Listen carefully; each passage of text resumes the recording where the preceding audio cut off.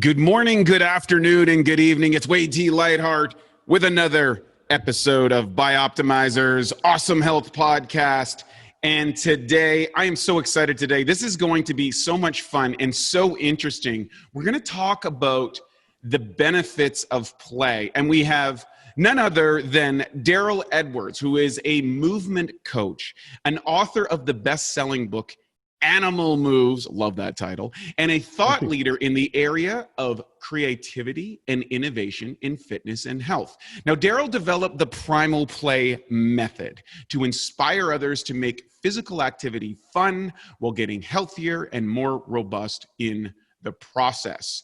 He's been featured on documentaries, TV, radio, podcasts, and international press, and he regularly presents as a keynote speaker at events worldwide. And you want to check out his TED Talk, Why Working Out Isn't Working Out. And that's now been viewed over 700,000 times. We're going to talk about movement as meditation. We're going to talk about play. We're going to talk about evolutionary biology, and primal play specifically is one of the things that he talks about.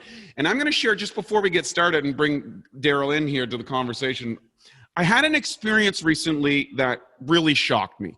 And a lot of people don't like to go to the gym. They don't like to work out. It's not fun.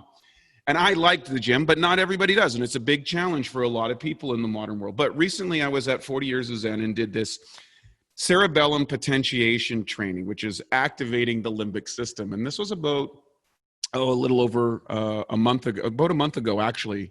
And I was walking down the beach with a friend of mine. And suddenly I felt the urge to start running around like a predator, like I was a wolf or a tiger or something. I was on my toes and I was crouched and my body was moving like an animal. And I was shocked because I thought, this is something I'd do when I was maybe like 4 or 5 or 6, or remember those martial arts movies back in the day, and this is tiger and this is dragon and this is snake or monkey. And it got me thinking. And then it turns out we've got Darryl, who is an expert in this whole area, on the podcast today. Darryl, welcome to the show. Thank you, Wade. What a great introduction.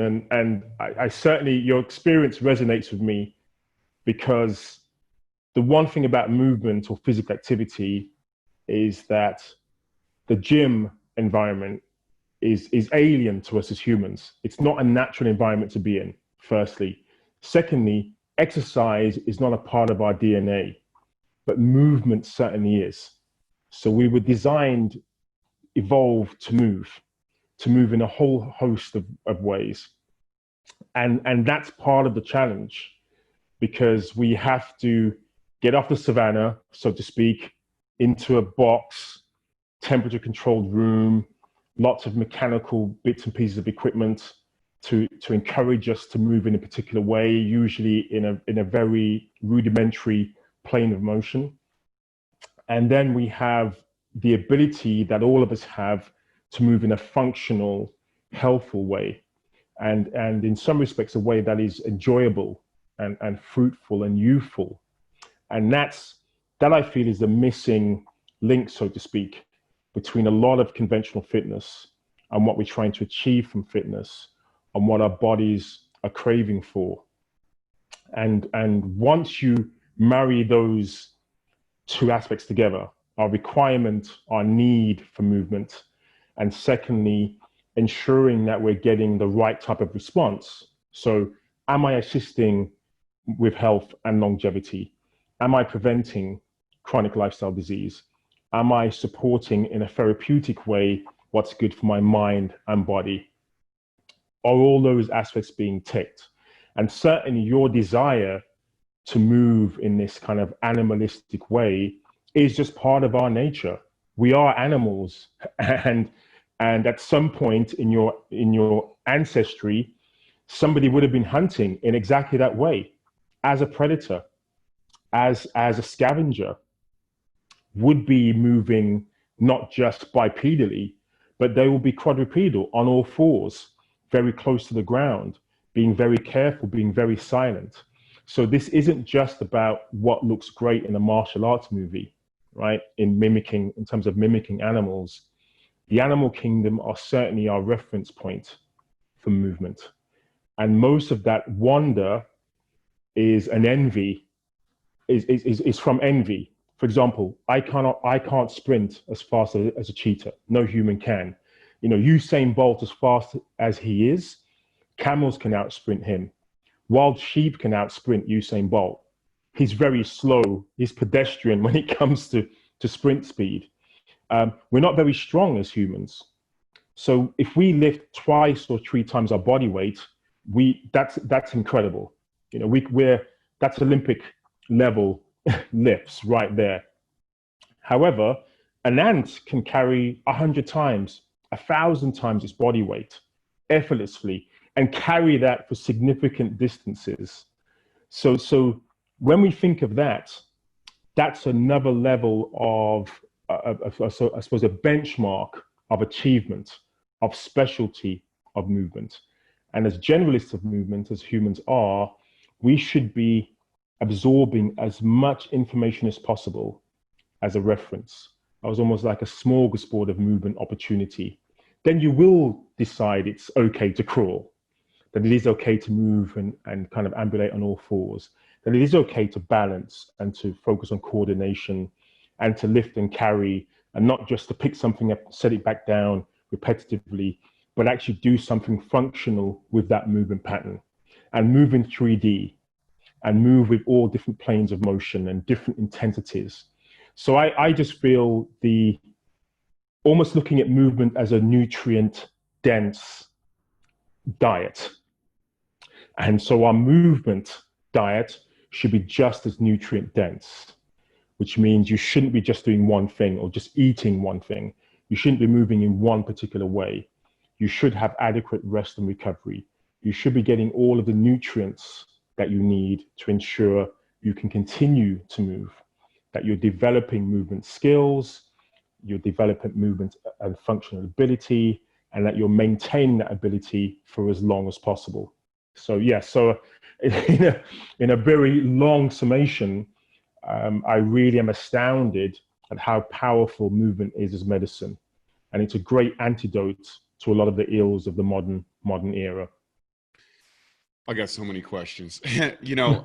I had always reflected, I was looking back in history to the Spartans, for example. And if you actually look at the gear that these individuals fought with, it was about 220 pounds that they were going into battle.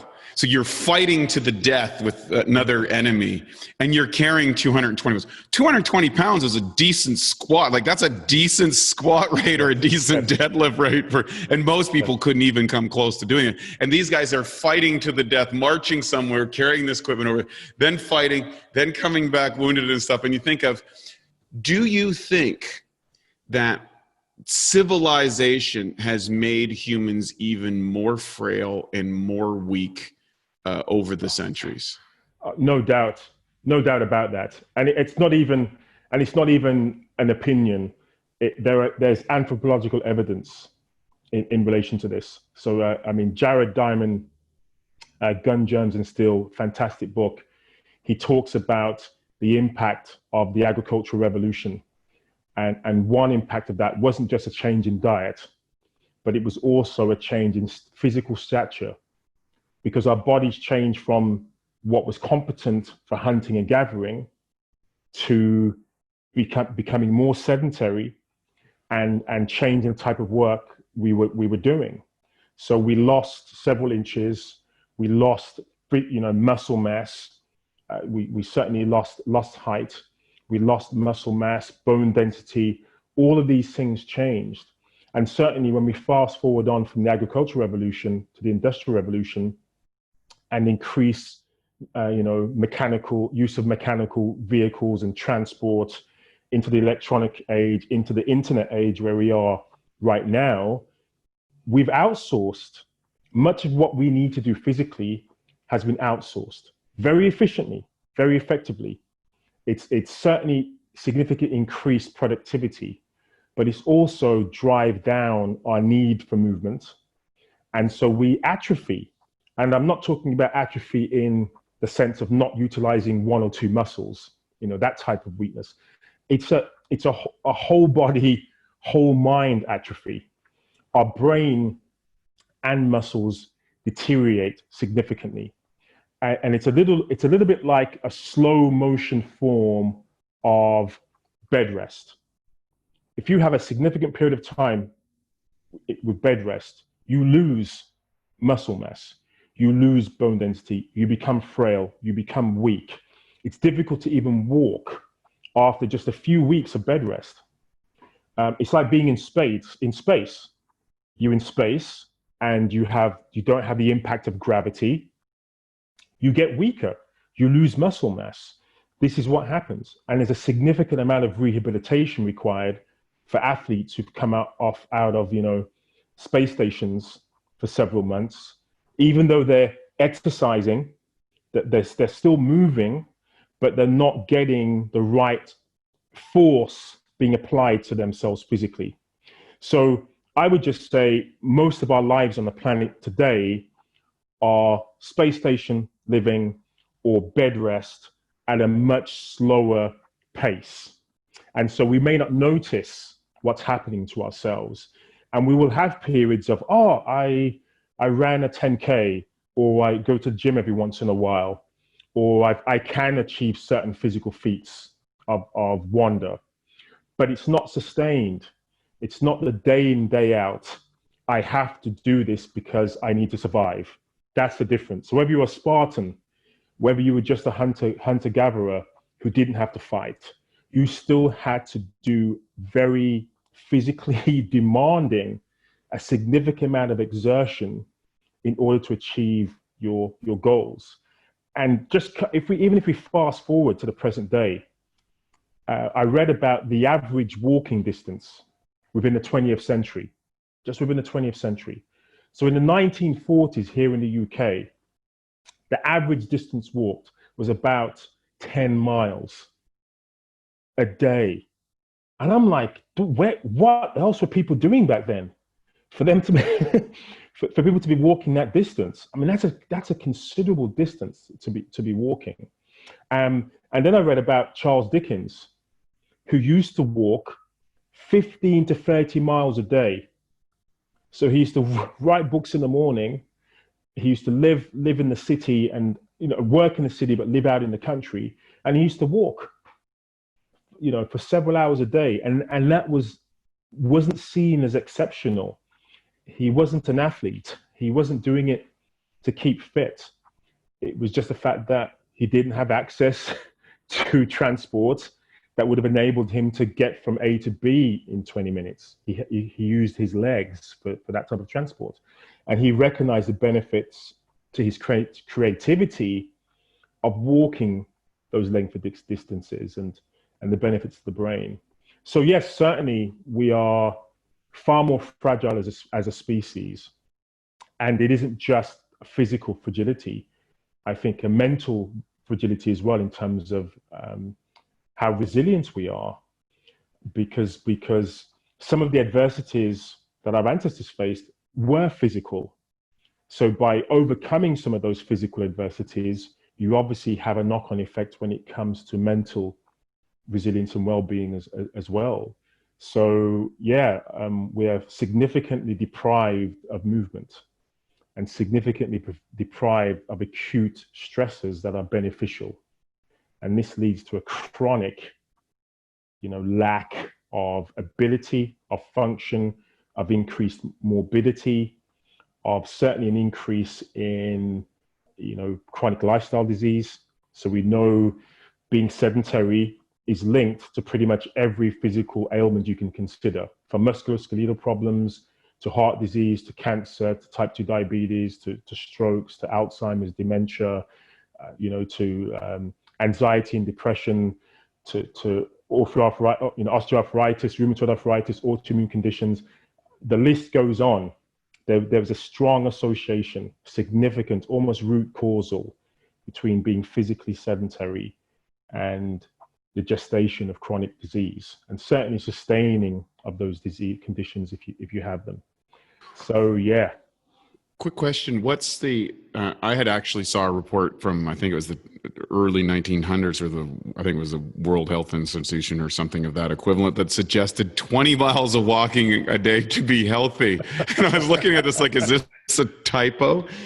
And what's the average person today walking? Just incidentally, do you know what that is? I know everybody's trying to get 10,000 steps, let alone 10 miles. Yes. I mean, it can be between half a mile to a mile. That's the best averages that I've seen.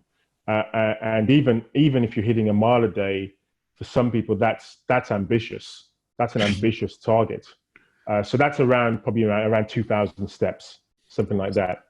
So that's pretty ambitious for some people, because they get up, they hop into their car, go to work, sit down, come home, sit down. Maybe going to the loo is a time where they're actually spend a bit of time walking. So it seems, this is part of the problem.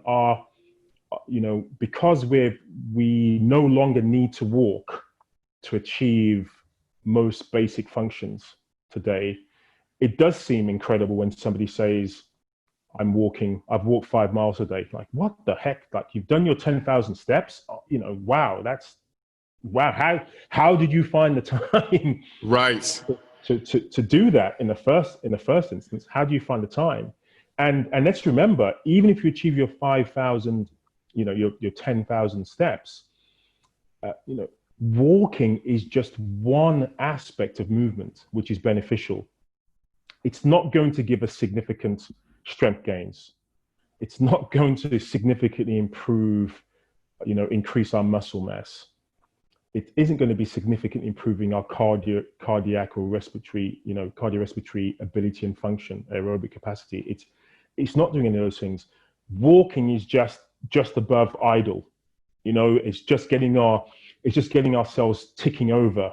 And that's what walking should be for most of us. Of course, if you're very deconditioned, really deconditioned, going for a walk is a significant achievement. But for most of us, walking, it isn't actually. Let's bring it back down to the basics. If I go from sitting to standing, there's only about a 10% increase in metabolic rate required. Go from sitting to standing. From standing to walking, again, not much, another 10, 15%. So just a very slow walk cadence. Doesn't do much in terms of calorie burn. Doesn't do much in terms of what my body, how much fire my body can generate. There's a lot that can happen from walking right through to, say, a maximal sprint or maximal lift, or running a significant distance, or jumping or climbing, or those type of efforts. So now we talk about walking as if it's an exercise. I mean, that's the problem, in my opinion. Exercise should not be mentioned as walking should not be mentioned as an exercise unless you are significantly deconditioned. For most people, walking is the maintenance. That's beautiful. That's what I regard walking to be. Beautiful said, and I think that's a really, really important. I've seen so many people who engage in, conditioning program, and walking is what they say. Well, I walked today. Like, my mom would say that. She's like, well, I did my walk today. It's like, okay, but you walked to the ice cream store and then came home and had, bread and jam. So before we get into kind of the things that you're doing, how did you, what was the epiphany for you to kind of say, start this whole journey? And it seemed, we have a terminology at Bioptimizers called the elusive obvious. And some things, it takes real genius to point out the elusive obvious, like the accepted parameters which a given society lives under. Just, there's so many assumptions built into that. Fitness is one, social conditioning, communication, expectation, projection, all these things kind of go, with you look at an individual psychology, how it ties to your biology. And we have this interesting component in humans, which is this desire to preserve energy. And now, which drove a lot of the technical innovation of the world. And now we are suffering the unintended consequences of technological innovation in humans. How were you able to kind of, as an expert in this field, like what was the epiphany moment that said, holy crap, we've got to address this and I need to dive deep and then I'm going to come up with some sort of plan? Or was it kind of an evolution? Can you share that with us and we'll get into the points? So basically my previous career was working within investment banking as a technologist. So I was developing systems to help bankers make lots of money, pretty much. Wow. That's such an interesting, that's a whole interesting what a as well. dichotomy, like, so I literally went from sedentary 16 to 18 hours a day, sandwich at the desk. I couldn't even walk to the ice cream store. I was, I was sitting down pretty much all day, being driven into work very early in the morning, work all day, come home, would often continue to work into the early hours. Oftentimes no sleep at all because they were working on problems. It's an insanely high pressure field. Guys working 100, 110, especially when they're started hours per week is not uncommon. That's not uncommon, no. And because in the field that I was in, I could, I was getting paid. If I was getting a call out, I'm getting paid. If I'm up all night, I'm getting paid extra. So I'm like, I'd be the first one to say, yes, I'll do whatever it takes. I don't need sleep. I just want more cash.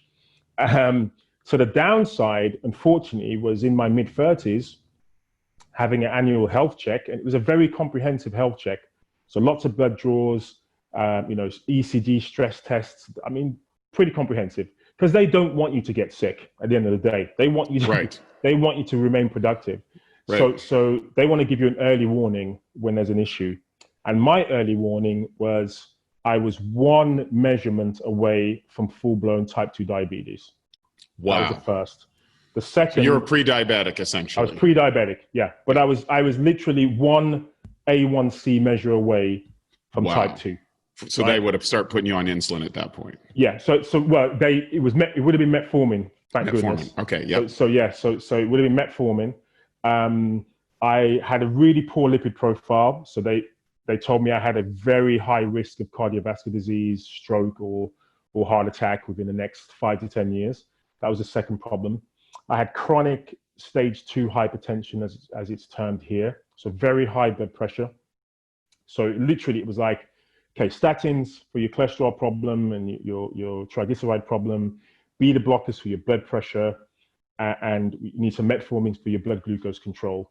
And that was just the start of the cocktail of recommendations, because there are a few other things as well. But those are the top three. Like, oh my goodness, I'm too young. What are you talking about? These are old people's diseases, right? How long for? Is it just a quick fix? No, not really, Darryl. You're gonna have to be on this until the end of your days. Like, really? I love the fact that you started asking questions right there. And I think a lot of people just take the pill and don't ask questions. It's beautiful that you ask the questions. Keep going. And to be fair, I would have taken the pills. The reason why I asked the question was because I was scared of the side effects. That was all. Right. I wanted the quick fix. If they'd have said to me, take these pills, there's no real side effects, and you'll be sorted. You'll be okay until you're an old man. I probably would have gone, that sounds like a pretty good deal to me. But because I asked a side effect question, my doctor said, because one, it was a time of taking the meds forever. That's a long time when you're like mid-30s, right? I want to live quite a long time. So taking meds until the end of my days at 35, 36, that's a heck of a long time. Not interested. The second, what about the side effects? Oh, don't worry, Mr. Edwards. If you have a side effect, we can give you something else. Second line treatment, third line treatment. Oh my goodness, what? That sounds scary in itself. So I said, I know that exercise can help with my blood pressure. That's the only bit of info I knew about exercise, was that it could help with blood pressure. And I didn't want to do yoga or anything like that. but I knew that doing high intensity, which is what I kind of got into, doing high intensity, doing strength training could help with blood pressure. So I was like, I'm not doing either of those. Let me give those a whirl. Within a month or two, blood pressure came down. But not only that, my blood glucose started to normalize.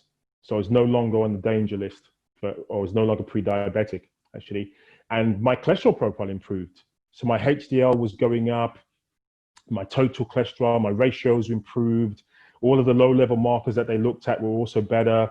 So I was just like, this is really amazing. How much time had passed from that to, like, how much time was that?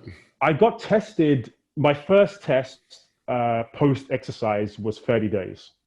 So I got tested at 30 days, then at 60 days, and at 90 days, because I wanted my doctor to keep a really close eye on me. Mm-hmm. So I kind of said, look, doc, if I can even delay taking the meds, let me try this out first. Mm-hmm. But I want you to keep a close eye on me, because if you tell me this isn't working, give me the meds. What did your doctor think that you were going to produce positive results, or he said there's nothing you can do? Well, no, he was for exercise for blood pressure. Oh, great! That's great. You had a good doctor. Yeah, so I had a good doctor. He wasn't convinced that there'd be other benefits. So he didn't say to me, yeah, you know what, just exercise and everything will be fine. We didn't have a discussion about diet. He just said, yeah, try some exercise and regularly monitor it. You've got a blood pressure monitor, use it, and let's see how things go. And fortunately, when I was retested and I got the blood draws, the numbers were improving. And I was like, is this an anomaly? Is this like, do I need to retest? Is there a fault with the lab? And it's like, no, these are looking pretty good. And what was the clincher for me was my doctor was about to go, he took another draw, and then he was about to go on holiday to the Maldives. So that gives you an idea of how much money he was making. So he's like, I'm off to the Maldives for 3 weeks. And he said, I will give you a call if there's a problem with these blood test results, right? I'm happy to give you a call whilst I'm away. And normally he's like, don't even think about, I'm gone, speak to my secretary, whatever. But he was like, you know what? I'm kind of really invested in this. If there's any problems, I'll give you a call myself. So I was like, wow, thank you so much. About 10 days into the holiday, I get a phone call, and I'm like, oh my goodness, what the heck, what is this? And he was like, Darryl, I'm so amazed at your results. Are you taking any medication from anyone else? No. Well, your inflammation has come down, your blood, everything. Blood glucose is optimal. Your cholesterol profile is really improved. Are you sure you're not taking any meds? No. I'm so interested in what's happened to you. So he started to send me research, because he started to research himself. He's like, I don't really understand this. What's happening here? And I don't want to recommend this to my other patients because it may just be you, So he was like, let me look into this. And then I said, oh, please send me the information. I don't understand the science, but I would love to have a look at it. So that started my interest in the research and into that area. And I said to him, can you keep monitoring me on a regular basis? And that continued for about 18 months of regular monitoring, and then probably annually for a few years, until I was satisfied things are still ticking over quite nicely. I might as well continue doing this. And that's pretty much what my doctor said. He said, just continue doing what you're doing, because everything is good at the moment, and just stay on the same course. So that message made me realize maybe I should be doing something different for myself. Power of testing and having outside influence, I think, are two key elements. So one of the things that we suggest at Bioptimizers for people in our 12 weeks awesome health course is assembling a Jedi Council, getting some experts outside of yourself that can run the specific tests so that you can monitor what you're doing is creating results. And in this case, first you start off with negative information, but you find out you is where you is, as I like to say. And then you had two options, essentially. I'm going to try this or go down this medical route. You're then continually monitoring with this person until that person becomes, hey, there's something going on here. And then the snowball begins to kind of roll downhill, if you will. So then, yes. Okay. So then, I mean, that's a long way from primal movement, though. So what happened here? So basically, I joined an exclusive gym. I lots of fluffy towels and whatever else I was doing, and I was on the leaderboard. Started getting into the sport of fitness, really, lifting heavy, sprinting, doing all of this, and doing really well. And for someone who was pretty much a bona fide geek for most of their adult life, to start doing anything that remotely approaching athleticism was incredible. So I was just like, what did that feel like? What did that feel like, going from kind of having a self view that this is not something that you do, go to a medical thing, start seeing improvement, and then you're moving into this kind of world of fitness? Like, what was the transformation that you started to notice in your kind of self-awareness or own psychology? Can you remember exactly? I felt that I was becoming fulfilling my potential, my movement potential. Right. For the first time in my life, I felt physically strong. And I've never felt that in my late teens, 20s, into my 30s. I never felt that way. I envied anyone who had any physical, nous. That was like, oh my goodness, I wish I could do that. I wish I could carry my partner and not feel like I'm struggling. I wish I could be like my dad used to be, or actually like my dad still is now. So even, it wasn't even how he used to be when I was a kid. I was like, actually, even now he could floor me with his strength. Like I should be in my prime right now, right? What's happening? So that attention on myself and my ability, and recognizing I am now my own superhero. Beautiful. I not only look like Clark Kent with the glasses, I can be, well, the good thing about Clark Kent is he's just as strong as Superman, which people don't realize. So I was Clark Kent without the superhero gifts, and I transformed myself into Clark Kent with some of those superhero gifts. So I'm like, this is pretty incredible. I had no idea I could do these things.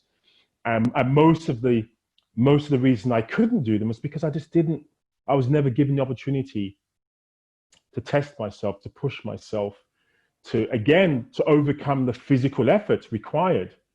I was like, no, it's all books, computers. Yeah, I'm good at that. That's what I can focus on. That's hard work. That's real work.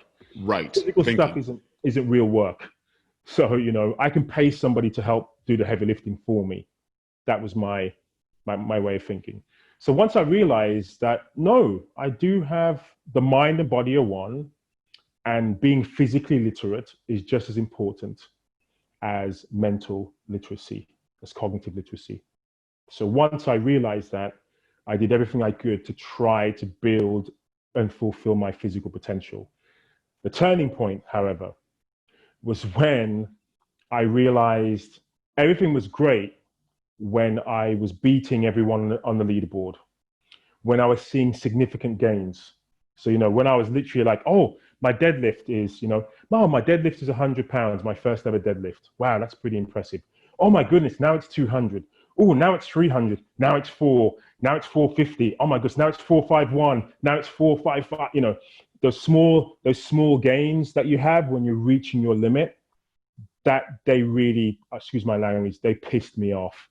I was just like, what the heck, so frustrated. Then I was getting more injuries when I was really pushing myself. I'm getting injured. Now I can't train. That's a problem. Mm-hmm. And finally, I didn't enjoy the process. I only enjoyed the end result. And now for a Bioptimizers fixed digestion tip: supercharge your protein shake. Everyone knows protein shakes are a great way to sneak in extra protein, build more muscle, even replace meals and burn more fat. The problem is the highest quality protein typically absorbs at around 40%. One way to fix this and dramatically increase how quickly and effective your protein shake digests is to add 2 to 3 capsules of masszymes into your shake. One research study showed that pre-digested protein during a meal increased muscle growth significantly. To take advantage of this, just blend the open capsules into your shake, and within 15 minutes or less, the enzymes will have begun to break down the protein into amino acids. This can make your shakes at least 2 to 3 times more potent. Some people do this and sip on their shake while lifting to provide their muscles with a steady stream of amino acids during their workout. To save 10% on Masszymes, use the code SHAKE10, that's SHAKE10, at masszymes.com. That's SHAKE10 at masszymes.com. How far along would you say in your journey that because you kind of got addicted to the progress component, you're getting the dopamine hit, the reaffirmation cycle, you're getting the stuff, and then that keeps dwindling as you hit that quote unquote plateau that everybody hits as you start reading the upper limits. And this is why coaches come out and training parameters and periodization and concepts, and the whole fitness world is all about how do I get that same dopamine hit of the reaffirmation of progress. Yes. So when did that happen, and what did you do about it? So that was several years, a good few years after my first eureka moment of, no pills, let me try exercise. So the second one was, why am I not enjoying this? Why am I avoiding my gym sessions? Even though I know how amazing this is, what it's done for me is incredible. Why do I want to turn my back on this? And I realized I wasn't enjoying the process. And as a goal setting person, which I obviously had to be within my career, the process wasn't that important. Just get it done. That's all that matters. As long as you get it done, we don't care how you get there. Just get it done within this time frame. Just get it, do it. Doesn't matter who you harm, who gets in the way, just get it done. Okay, fine. I had a similar mindset when it came to fitness. Just get it done. Great. But what if I can't get it done? Oh, well, you're a loser. That's problematic. Mm-hmm. So that was a problem, because I didn't want to fail at anything that I did. And of course, I am going to fail at certain things. I can't be a perfect all-rounder. So that was a problem for me. Oh my goodness, I'm so weak. Hold on a second, Darryl. You can do something you've never been able to do in your entire life, and you're still complaining about how weak you are? Really? Yeah, I'm so weak. Now I'm injured, and now I'm even weaker. All I'm seeing is kryptonite around me. Talking about superheroes again. Yeah. Kryptonite everywhere. So my eureka moment was recognizing the last time I enjoyed movement was as a kid, when it was all about joy. All the decisions made about movement for me, myself and my friends, when I was a kid into my early teens, the only decision was, are we going to have fun? Yes or no? Yes. Is there going to be an element of risk? Yes. Would adults complain if we were doing it? Yes. Okay, that's what we're going to do. And within that time frame, I did all my superhero stuff. Piggybacked, carried people. We went biking for miles. We jumped on our bike. We did incredible stuff. I pretended to be the best football player in the world. Back then I was Pele or whatever, playing soccer, I suppose I should say. Right. Yes. You become all of these people. Correct. And you fulfill your potential. So as a kid, I felt I fulfilled my potential. What I was good at, what I really enjoyed, what I enjoyed with my friends, and that's what I needed as an adult. I wanted an adult version of that, not a kind of dumbed down version, not a childish version, but a kind of a childlike innocence and explorative, curious nature from childhood. I needed that in adult form. And to finish that part off, once I hit that, once I found that, I realized there was no such thing as a plateau, actually. Plateaus don't exist. What exists is the limitations that you place on yourself. So I'll give you a practical example. I remember when I was in the work mode, in the goal setting mode, 1 rep max deadlifts were my thing. I was like, I know I'm not really built for the deadlift, but I want to lift as heavy as I can. That's the pinnacle of lifts. the deadlift, right? I remember working my 1 rep maxes, and I got to about 480 pounds. I remember it's about 195 kilos, right? It's a 190. good lift, man. That's Yeah, a right. that's a lot of weight. Got to 480, right? Practicing, put the fractional plates on, getting there. Did it, periodization, did the whole works, linear and non-linear, like did it all, right? Love it. And then I remember I then, when I started getting into this play stuff, I stopped going to the gym. I stopped Olympic lifting. I started climbing trees and lifting up rocks and boulders and jumping over benches and firemen carrying people and, sprinting in the park and pretending chase the joggers as we call it, sprinting after the bus, whatever. I just doing all this crazy stuff, crawling on the ground. I remember giving a workshop in a gym a few years later, and one of the gym members challenged me and they said, "Oh, we've seen you doing that crazy stuff, but now you're in our territory. Now you're in our manor, so to speak. Let's see what you can do." And so I said, "Okay, what would you like me to do?" And they said, so they ran through a few different things. How many pull-ups can you do? How many push-ups? Blah, blah, blah. And then they whittled it down to back squat or deadlift. And I says, well, back squat, I'm not ruining my back for anyone. I went deadlift. If you really want to choose something, just go for the deadlift, right? So I felt pretty confident. I was like, I haven't done it for a few years, but I reckon I'll be okay. So this guy who pitted against me, built like twice as big as me, built like Dwayne, the Rock Johnson. I'm like, oh my goodness. So he was just like, he started piling on the plates, 7-foot Olympic bar, like regulation. And I remember saying to myself, I don't want to know how much you're lifting. So I said, you just do whatever you need to do, go for that lift, and, be happy that's your maximal lift, right? And then I'll go. So there's no warm-ups or anything. It was just like, go lift it. Right, just lift. So I was like, okay, I'm not going to look at the bar. I'm looking at all those plates. And I remember just saying to myself, yeah, you know what, whatever it is, I'm just going to give it a go. If I don't lift it, who cares? So when I came to lift, I said, no, just put a few more plates on until there's nothing left, right? And part of that was just, again, it's a little bit of ego. But some of it was like, again, it doesn't matter if I lift it or not. For him, it's everything to him. For me, it's just a play. I'm playing. So anyway, got to the bar. I'm picking it up, and I'm like, oh, this isn't too bad. And I lift it. And I remember looking at him, and I lowered it really gently, so I didn't drop it. I was like, you know what? If you're going to pick something up, you should be able to set it down. And I popped it back down.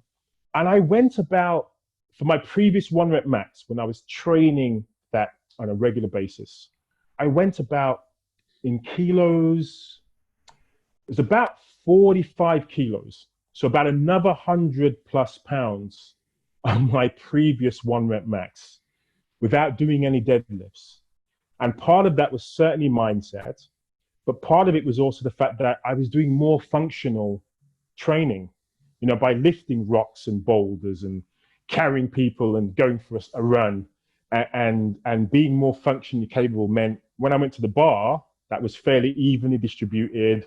And I had some good technique because I practiced many years before, but I nailed it. And that made me realize how powerful removing that ceiling that we all place on ourselves is, and the age limits that we place on ourselves. So I'm 50 now. I'm in my 50th year, and I remember setting goals, what I wanted to achieve when I was 50, and what I wanted to achieve at 40. Unfortunately, most of the things that I wanted to do at 50, I'm better than when I was 40 years old. And so biologically, that shouldn't be the case, for sure. From a fitness point of view, that shouldn't be the case. But it's because I'm just thinking about it differently. And I'm not so upset about the areas that I know I can't maintain, because I'm just going to do the best that I can at maintaining what I can. And I'm still going to do crazy things that I shouldn't be doing for a man of my age. That's also part of the problem. I just want to enjoy. I want to enjoy what I do, and so that fun element for me was what I needed for myself personally. And then I recognized there were other people who felt the same way as me. They wanted to have fun with fitness. They wanted to explore what their body could do rather than thinking, what can't I do?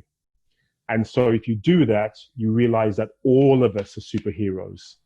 All of us have something significantly wonderful about our physical selves. It's like watching the Paralympics. If you've ever seen the Paralympic Games, and I'm more blown away in many respects at what Paralympians do than fully able-bodied athletes, because some of their backstories, some of the things that they've had to fight to be able to do what they do, they weren't just great at what they did all the way through their life, excelled, trained hard, became the best in the world. Some of these people literally started from ground zero. You know, I was in the army, legs blown off. I have no idea what I'm going to do with my life. I know I'm going to do wheelchair racing, and I'm going to become the best in the world, even though I've never done anything like that before. That is incredible. And I feel more affinity. I feel a lot of affinity, and a lot of that message resonates with me, because I feel I was a very weak, fragile individual, both from a health point of view, but also from a physical function point of view, and from a punishing myself to get stronger point of view. Now I've got stronger, more physically capable, but I'm having so much fun doing it. It seems like criminal to say it. Like, you know, how can you achieve all of these things but have a smile on your face for a lot of it? Like, there's something doesn't quite add up. And that's what I wanted to achieve with the Primal Play Method. I love it. Last week I was spending time with another movement specialist, Paul Check. I was down at his new home in the Rainbow, and he's a brilliant guy, and he has this fantastic gym, and he understands movement at a very, very high level. Has influenced countless experts around the world. And in the middle, we were doing interviews and we were doing all this sort of stuff. But one of the things that he does every day, and I joined him on I've gone to see him a few times, is we go out. He has a rock place, and we get up and we literally lift rocks and pile them up and create a thing. And at the top, you're kind of balancing, and it's all this sort of stuff. Now, Paul is a physical specimen. He's, I think, close to 60 years old. He's in incredible condition. He understands exercise and stuff, but he incorporates walking around on his property every day. He incorporates lifting rocks. He incorporates these animalistic movements. Yeah. So it's interesting that there is, quote unquote, a movement, I think, amongst the most elite minds in the physical sciences world, or physical exercise or educators world, that is talking about this. And I want to talk about specifically what is primal play and why you developed this style. And we've talked about the benefits. We talked about the etymology of how you got there, and then how you kind of what is this all about, and then how do you kind of step in people's lives that, hey, I don't like going to the gym. I'm bored, or I'm plateaued. Working out isn't fun anymore. It's become this monotonous, boring, ridiculous thing that I don't want to do anymore. Where does Darryl come in now at this point? How does this all come together? Yeah. So the Primal Play Method is basically a system which takes evolutionary biology. So all of our history in relation to movement as humans, it takes all of that, what we should be doing, how often we should be doing it, why we should be doing it. Takes all of that, the what, the why, the how, the when, all of that. Uses play psychology to make all of that sustainable and inherently motivational. And it also uses, which I feel is probably the most important aspect of this, is our inner nature, our animal selves, to express movement. And as soon as we do that, not only will we have some fun, not only will we be expressing ourselves in terms of what we should be capable of doing, we will also ensure that we take part in all of the discrete factors of movement that we need to be doing. So, from the very slow, controlled, almost isometric, really slow and controlled movement patterns, right through to the most exuberant and vigorous of activities, to sprinting, to have that sort of discrete control right through to the maximal efforts, maximal lifts, jumps, 1 rep max efforts, and so on. So there's all of this flavor are things that we need to be engaging in. And that's what I wanted to explore. And that's what I wanted to offer as a system. So even though it's a system, it's not a closed system, I suppose. It's not like a black box where you come in and like, hey, it's all nicely packaged for you, and don't mention the Primal Play Method if you're involved with the Primal Play Method. It's a very open system, because of course that's what humanity is all about. There are always things to be inspired by and to be influenced by, but at the essence, at the core, is our humanity. And so all of us have a DNA which is expressed through movement. Whatever our limitations, whatever our mobility issues, whatever our injuries, whatever our physical condition may be, we still all have this ability to move in some way, shape, or form. And that's what we can express. And in terms of those who are like, oh, well, I don't like the gym, or I don't like exercise, that's not just what the Primal Play Method is for. It's for those who still want to challenge themselves, I suppose, who may love the gym, who may have a fantastic workout regimen, but they still recognize that there's something missing from their experience, that they are not enjoying the process, that they're not fully exploring what the process should be for them. So it's not replacing what they do and what gets them by. It's just kind of, I suppose, filling in the gaps for those individuals. And for those who hate the gym, hate working out, hate programs and systems and everything else, it's giving those people something that they can do where all they're focusing on is the fun, right? Because for me, if it's just fun, doesn't matter. It has to be fun, but functional. It has to be satisfying the physiological requirements of movement, i.e., I want to lower my resting heart rate. That's one of the things that I want from fitness. I do want to improve my VO2 max and aerobic capacity. I want that. I do want to improve my speed and power generation and anaerobic threshold and lactate threshold and all of the things that my science geeky mind, I want to see those ticks. I want to satisfy those. I don't just want to roll through the grass going, hey, you don't understand how much fun you're missing, guys. I'm playing all day, and it's like, yeah, but you're not getting stronger or fitter or faster or healthier by doing that. You're just having some fun. That's not enough, especially when we're thinking about longevity, right? And maintaining, reducing sarcopenia, reducing, the effects of the, andropause and all the things that happen to us. I want to maintain good health, human growth hormone generation and testosterone levels through natural expression. And movement is one of the best ways of ensuring that happens.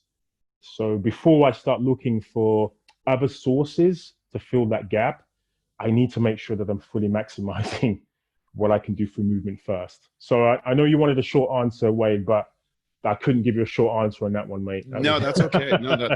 I think one of the reasons why we do podcasts is because it's not sound-bited out.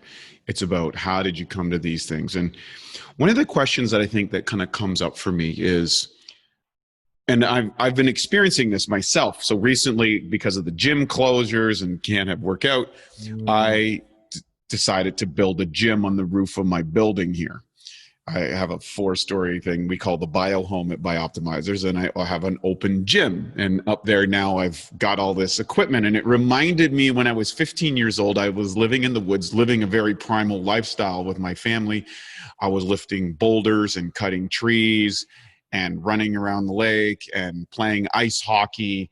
And I got into weight training, and I had to build my own weight set in a barn. And I was using very rudimentarily, like 2-wheelers under tractor tires and sawhorses and pulleys that I would hook on T-bars, and the thing would smack me in the head, and very crude type things, but a lot of physical movements. And what was interesting is even though I was smaller than the kids I played hockey with, I was far stronger than any of my contemporaries living in the city who might have been physically bigger or longer or whatever. It was easy for me to hold off people because of all these movements. But over the years, I have been living a business lifestyle, executing the podcast, doing more sedentary things. And I was reflecting on this as I was building my gym, and I'm creating these different movements. I'm activating my creativity, and I was going back to this. And then I had this potentiation training that was going on, that now I started going down the beach and feeling this whole thing. And it was really fun and exciting. I got a friend, she's teaching me jujitsu moves that I never learned before. She's a world champion in jujitsu, and she's like, put me in this and do this. And all of a sudden your body starts to respond in ways that you don't inside a physical gym. My question is, all that to lead to this question. So how do you modulate the return to play? So let's say I'm sitting here, I'm an executive, sitting in my white collar, high in the sky desk, looking out the window and reflecting on the days when I used to play football or soccer or ice hockey or whatever that sport was, and going, God, I remember when I was that athlete and that feeling and that run. I want to get back to that. You run out and start playing and you blow a hamstring or tear a calf. Like, you know what I mean? Like, how do you modulate? You say, you know what, Darryl, I'm excited about this. I want to bring play back into my life. I want to have fun in my life. I want to get out of the rigid structured programs. How do I progressively return back to the playful primal movement, if you will? That's a really good, that's a fantastic question. And what I would say is, one, nostalgia is a beautiful thing. It's very helpful. And there are lots of benefits. Just being nostalgic can Gary Vaynerchuk says that he wishes he could bottle nostalgia and sell it. Oh yeah. It was, just quickly to mention nostalgia. There was a document. Well, there's some research which became a documentary here in the UK on the BBC, where they took 60, 70, and 80-year-olds who weren't their best in terms of health, put them into a home where they had to be independent. But part of that was they had to dress in the clothing they wore in their teens, hairstyles of their teens if they were able to, and they watched either the TV or listened to the radio, and it was songs that they listened to back when they were a teenager, posters on the wall of their idols or pinups or whatever. And literally people would walk in like so, within a few weeks, back straight, nice and tall, like performing all these activities that previously carers would have to do for them. And they reversed some of the cognitive decline that they were having. Right. Like rolled back. Incredible. Just the power of nostalgia alone. It's amazing what that can do. So one, I think having nostalgia as part of your life, I think is very good. It's how do you act on it? So this is a problem. The problem is, if we go back to when we were in our teens or 20s, we thought, oh yeah, I could do all of those things. If we go back even younger as a kid, kids are very malleable. They can fall over. They, regenerate very quickly, heal very quickly, bounce back from those physical shocks very easily, right? And most of us are still dealing with some of that because we didn't really deal with it back then. We just, oh yeah, I'm fine. I think we have to go through a process of relearning. Right. That physical literacy I spoke about is something that's even more important as we get older. Because unfortunately, we have to be doing even more. Like, we need to be doing, for me to get the same strength response that I would have got very easy 20 years ago, I've got to do more work. I've got to push even harder to be able to elicit a similar response. Right. However, that increases the likelihood of injury. That increases, like you say, the hamstring tear, and all those other problems that can occur. But if I take a step back and say, okay, if I want to jump really high because I like doing tuck jumps or something like that, I need to be focusing just as much on the landing. Controlled landing, soft landing, a land which isn't going to be ruining my joints. So those are the things you don't think about when you're young. All you think about is how high, how explosive can I jump? You don't think about how soft you land, how well you land, because the consequences, I'll just strap. Yeah, the minimal. Yeah, I'll strap it up. I'll be fine, right? For people who are older, the consequences are, oh my gosh, it could be a fracture. It could be, osteoarthritis. It could be, I'm never walking again. That's, you know what I mean? Yes. That's the problem. Or even, I won't even try doing it again because that was so uncomfortable. Forget about nostalgia. So I went through a process, and I suppose I still do this, of trying to finally hone the basic fundamental movement options available to me. So that when I am performing maximal effort, like a sprint, like a jump, that I focus on not just the sprint, but also deceleration. Not just a sprint, but on a flat surface, but how can I sprint on an uneven surface? Right. How can I protect my soft tissue and ligaments and the like, rather than them just blowing out or me getting strains or sprains? So that is what we need in equal measure. And so for me now, if I jump quite high, my objective now is to land like a cat. So when a cat jumps out of a tree, you don't hear a huge thud on the ground like an elephant has landed. They land softly, and even a big cat will do the same thing. So it's not about body weight. A big cat will jump out of a tree, land really softly. You wouldn't hear a freaking sound, right? We should be able to do the same thing. We should be able to run without leaving footprints. We should be able to land softly from a jump. We should be able to perform a lift with really good mind-body engagement. Because if we just, oh yeah, I can just do this, our back's gonna go, we're gonna pull something. But if we're completely engaged, that would enable us to lift something heavy. And like I said before about the deadlift, being able to set it back down, because we didn't have to carry stuff in the old days just to carry it. It was because we had to take it from A to B to set it back down somewhere. But we just go, it's all about the lift, and then we focus on that, and we're weak when it comes to setting things down. So when you tie your shoelace, your back goes, even though you're doing all this heavy lifting. And it's because you're not strong at the opposite kind of partner-based motion. I hope that makes sense.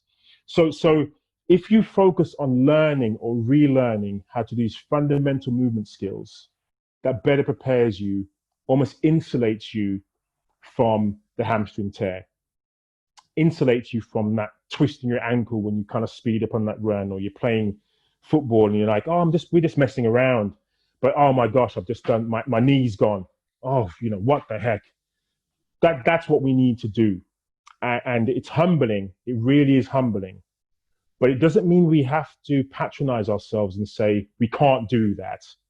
It just means we have to dial it back a bit until we rebuild our physical confidence. We regain an ability we've never had to have because we didn't have to think about it back then, but now we do. And play is an important part of that, because if you're really in an element of play, you reduce the likelihood of repetitive stress, because hopefully you're doing lots of different things. Right. You're not trying to do the same thing over and over and over again. So that's what I would also say. Don't just think about being the athlete you were, because the athlete you were was probably just doing one thing. And that one thing is likely, like a professional athlete does, or a recreational athlete does, it's likely to lead to one thing, which is injury, which is, I can't do this any longer because I overdid it. Mm-hmm. If you're a generalist, you've got so much more things to play with. You're less likely to overdo one thing. You're more likely to maintain the integrity of your joints and soft tissue, less likely to pull and tear muscle, more likely to get overall general preparedness stronger, more functionally stronger than just one-dimensional strength. So that's, I think, even for myself, that's a lesson that I'm constantly challenging myself with. When I'm like, I'm sure I could have done that better before. I'm feeling my age now. And I know some of it is just because there's a zero in my age. I know right. It's just that, like a day before my 50th, I was fine. Right. That wasn't a problem. As soon as I'm 50, I'm like, oh my goodness, wow, I can feel a few more aches and pains and of course, that's just what's happening here. But certainly what I'm more attuned to now is it's even more important how I land from the jump, because I do want to climb trees still. I do want to be able to jump out of a tree and not call for somebody to help me down. That's, oh, hey, I can climb. Look how strong my upper body is. Oh, sugar, I can't get down. Somebody got a net. What if I need to get down quickly? Right? What then? If I need to get down quickly, I should be able to get down quickly, which means I might need to be able to jump.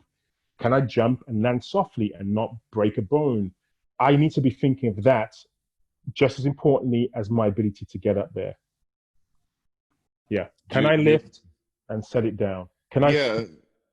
I think it's a really important thing is in that progression is understanding, and you talk about this, I think, kind of issue you referred to an animal in the soft landing, which kind of is an outline going to segue, and I know we're kind of pushing the time limit, but this is so interesting. Animal moves and seeing animals and reflecting, how do you land? How do you move? And reactivating this. Can you talk briefly about this, your Animal Moves book? And then I'd like for you to kind of segue into where people can find you and how they can go forward and learn more about this. I think I want to bring you back because I think we're just getting into the meat, and I want to be respectful of your time, but this is such a fascinating aspect because I'm a gym guy. I've been going to gyms forever. And of course, COVID changed everything. The gyms closed. I had to go outside. I had to develop an exercise. I went to the desert. I was hiking in the mountains and doing all these movements, which I found very invigorating. I did alternate day fasting for a period of time with a lot of success. I had some challenges. I had some failures in it as well. And then I started doing different exercises because I didn't have access to the gym. Then I ended up building my own. And then now I started this primal movement after like these kind of animalistic exercises. And then you show up in my life. So tell me about your book, Animal Moves, and share with us if people want to find you and learn about how to reactivate the playful biological nature in their life. How do they go about doing that? And what's the process, and how do they reach you, or maybe get some consulting or things like that? Yeah, so my book Animal Moves really discusses, again, why humans were designed to move the way that we are able to move, why we're not doing it, and pretty much most of that is because we're in the 21st century and don't have to, and thirdly, how ridiculously pathetic we are at movement in comparison to the best of the animal kingdom. So we can't jump very well. We can't climb very well. We can't walk, we can walk quite well. That's probably about it, right? We can't run very well. We can't sprint very fast. We can't lift very heavy. There's all these things that we try to do that we're not very good at, but we're unique in the animal kingdom. The fact that we can do all of them. We can do all of these things. We can crawl, we can walk, we can run, sprint, jump, lift and carry. We do have great coordination. We can do rhythmic patterns. We can do very, improvised, expressive type of movement patterns. There are all of these things that we do. But in fitness, we tend to narrow it right down and just do one or two of those things. So I'm just going to work on strength, and I'm going to do 3 sets of 10. And I'm just going to work for hypertrophy because I want bigger muscles, right? Or I want to be an athlete. Power is important. I want to be able to dunk. So I'm just going to do power stuff. That's it. Plyometrics. That's all I'm going to really focus on.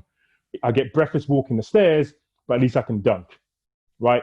Tick, right? Yeah. You know what I mean? Or, wow, you know what? Ultra marathons is what I'm about.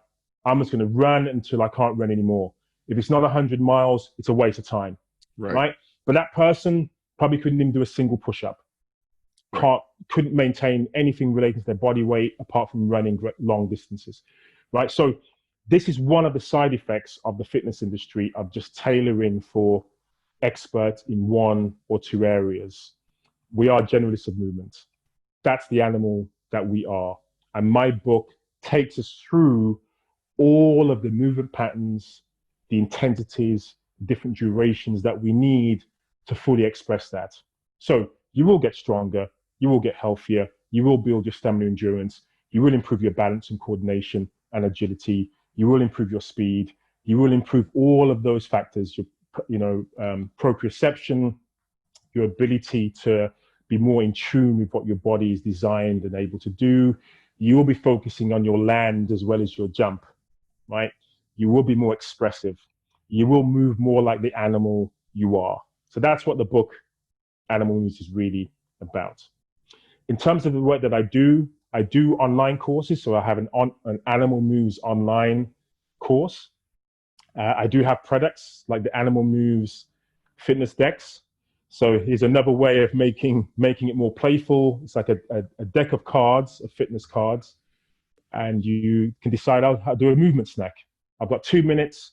I'll pick a few cards. I'll do a few movement snacks. Job done. On my website, I have a lot of materials to satisfy cerebrally, research, digging deep into evolutionary biology, into exercise science, into play psychology, why Primal Play Method has designed the way that it is. All of that information is there as well. So sample videos, lots of information, lots of citations, because I want my work to be evidence-based as best as possible. And of course, I have a bit of philosophy and my theories and my opinion, but I want to make sure there's a good bedding of research that people can dive into to find out a little bit more about why I came up with the method that I have done. Super exciting, very interesting stuff. Where do people actually find you, reach you, connect with you? Where give us all the data. We're going to put it in the show notes, but shout it out to us, please. Okay, so my website is primalplay.com. My moniker on social media is the Fitness Explorer.